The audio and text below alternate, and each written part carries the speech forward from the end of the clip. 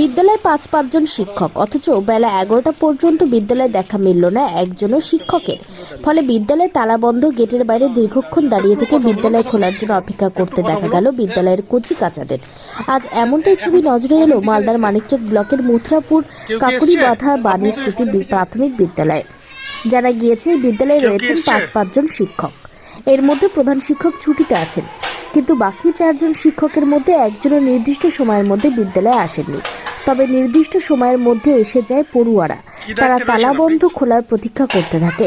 অবশেষে বেলা 11টা বেজে 10 মিনিটে একজন শিক্ষক সাইকেলে চেপে এসে হন্তদন্ত হয়ে বিদ্যালয় গেটে তালা খোলেন। আর ঠিক পরপরই আরও একজন শিক্ষক আসেন, কিন্তু বাকি 2 জন শিক্ষকের দেখা মেলেনি। যা নিয়ে চাপা ক্ষোভ লক্ষ্য করা যায় অভিভাবক মহলে। যদিও এক সহকারী শিক্ষকের দাবি, প্রতিদিন এমনটা হয় না, প্রতিদিন সঠিক সময়ে বিদ্যালয় চালু হয়। আজ একটু দেরি হয়ে গেছে।